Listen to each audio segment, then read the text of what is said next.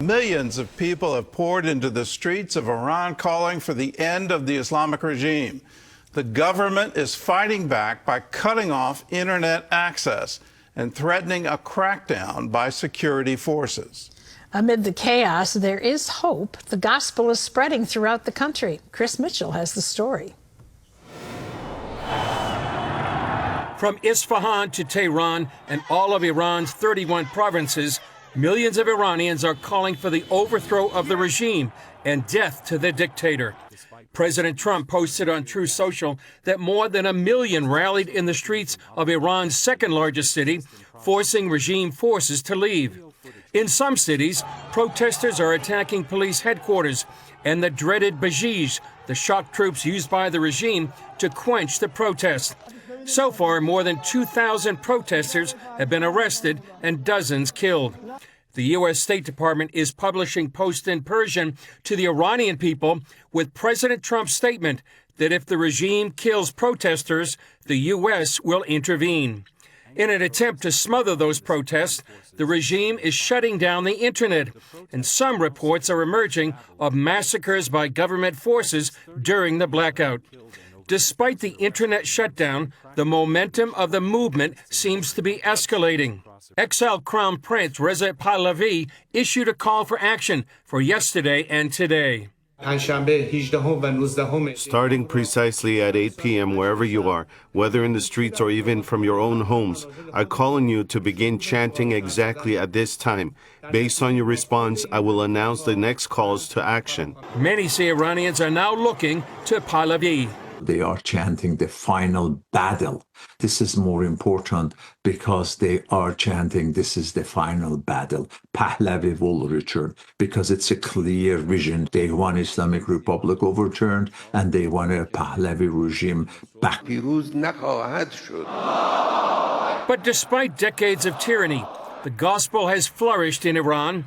Hormoz Shariat of Iran Alive Ministries telling CBN's The Global Lane how the word is spreading. Every year, Gary, every year, I say things in Iran cannot get any worse.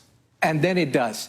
Then spiritually, I say this cannot get any better. People in Iran are so open to the gospel. And then it gets better. If you look at the number of salvation, if you look at our curve of number of people who have come to salvation, it starts small 25 years ago, but it's growing exponentially. It's amazing. The curve jumping. The number of people coming to Christ is growing exponentially. Well, for more on this story, Chris Mitchell is with us now from Jerusalem. So, Chris, does the government of Israel believe the Iranian regime could actually collapse? And then follow up on that is what would happen if it did? Well, Gordon, yes, I do believe Israel believes it could collapse. It's possible, but I would say not inevitable. But Iran right now faces a perfect storm. They have an economic collapse. They have these growing nationwide protests. They have the U.S. support of the protesters, and they have a leader that's rallying these protesters. But the regime is fighting back, Gordon, and reportedly using the IRGC to quench these protests, even Iraqi militias to come in and quash the rebellion. But there's also cracks in the regime, Gordon, and reports, for example, that the family of Iranian President Hassan Rouhani and the Speaker of the Parliament, they're seeking asylum in France. So we really could be at a tipping point. And what could happen if the regime collapses? Could we see a return of Pahlavi? Could we have a period of uncertainty? What would a transition look like? Remains to be seen, Gordon, but we're at historic times. Certainly an encouragement for all of us to be praying for these protesters and for the future of Islam in Iran. What's the key to France being the sort of sheltering place for Iranians? That's where Khomeini was, and his famous recording of a bunch of cassette tapes that went throughout Iran that led to the overthrow of the monarchy back in the 1970s. Why France? Well, I think that's the key. You mentioned Gordon, is because that's where Khomeini came back in 1979. And those, as you said, those famous cassette tapes, they were undermining the regime of the Shah at that time. And that's where there was this connection between France and Iran. And that's where Rouhani seems to be going. And maybe the family of the Speaker of the Parliament. So I think that's the connection. There's a historic connection between France and Iran, and that's where that connection comes in. Well, what can President Trump do? I know he's already posted on the internet, and it's done in Farsi, that if the Iranian military or their security forces start attacking the protesters, that he's going to intervene. It seems like they're ignoring that, but is that helping the movement? Yeah, surely it's an encouragement to the movement, and the president really has a lot of tools he can use. He can use cyber intelligence capabilities that could degrade the regime's apparatus to repress the protesters, and that could neutralize that kind of machinery.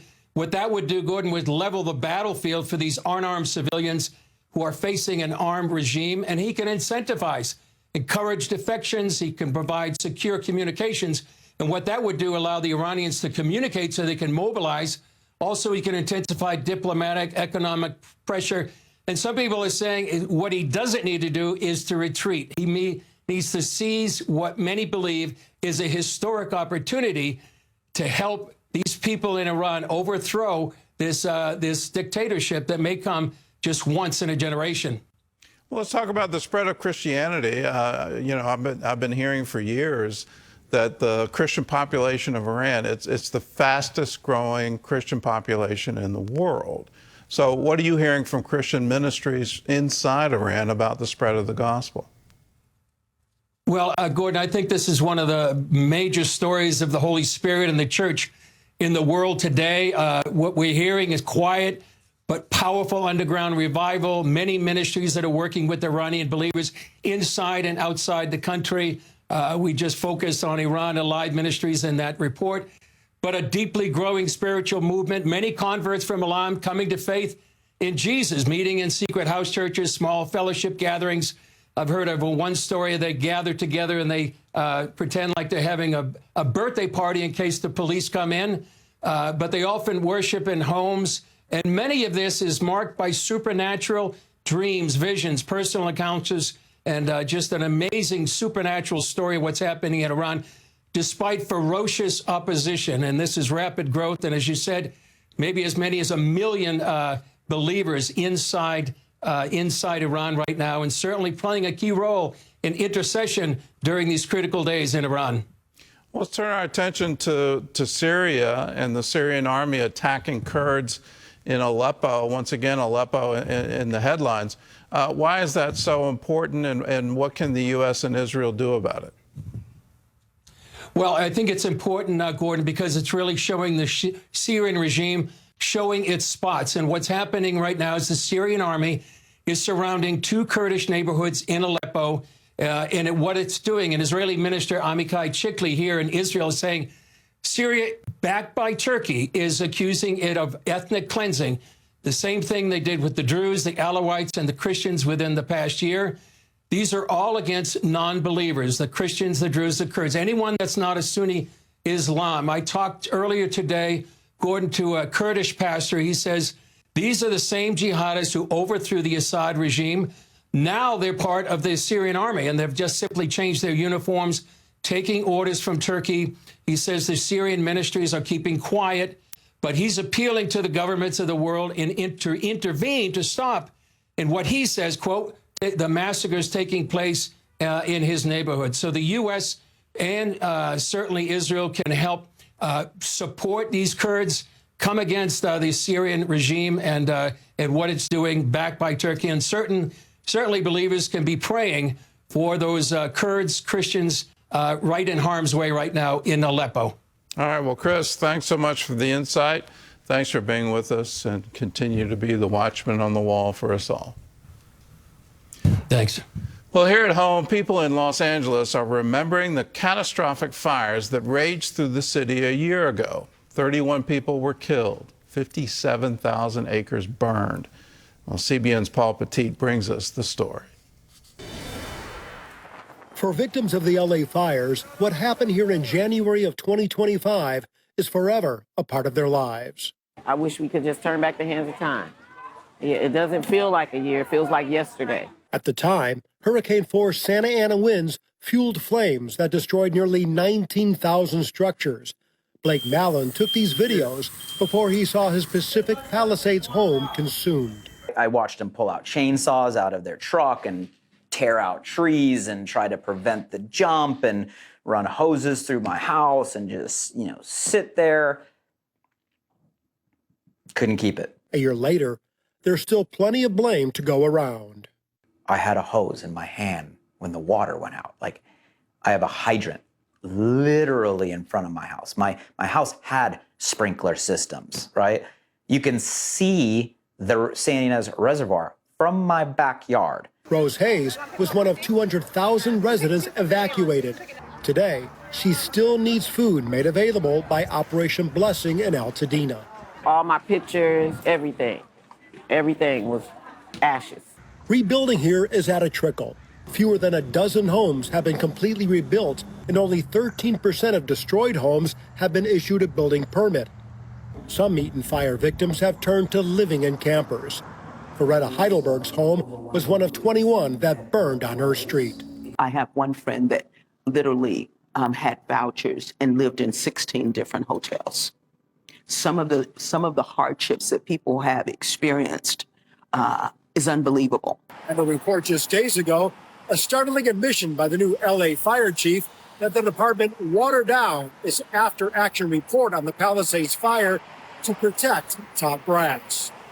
This editing occurred prior to my appointment as fire chief, and I can assure you that nothing of this sort will ever again happen while I am fire chief. In Pasadena, many gather to pray and worship. Lake Avenue Church has 90 families victimized by the fires, including orchestra director Dwayne Funderburk, whose home burned down. I think really it seemed like the focus of it was to bring people together and to encourage them and to increase their faith in God. For many here still picking up the pieces, the first anniversary of the fire offered a time to reflect and remember that even in tragedy, God is still moving. That's God's way of saying, I've got you. I know what's going on in your world, and I have never left you. In Los Angeles, Paul Petit, CBN News. Well, they call it Dina Strong there in Altadena, Pasadena. They say we're going to rise again from the ashes of this. Do keep in mind that the reason you're seeing people in hazmat suits is because the amount of asbestos that was used in the construction of some of those homes all the way back in the 1920s. And everyone thought asbestos roofs would be fine or asbestos lining to chimneys would be fine. And when they were absolutely destroyed, well, now what do you do, and how do you do that cleanup?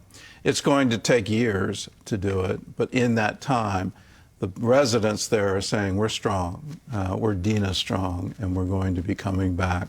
Let's join with them in that effort. Operation Blessing was there on the ground, and if you want to be a part of any kind of relief effort for the disasters, it's real simple. All you have to do is call us and say, I want to give to Operation Blessing Disaster Relief.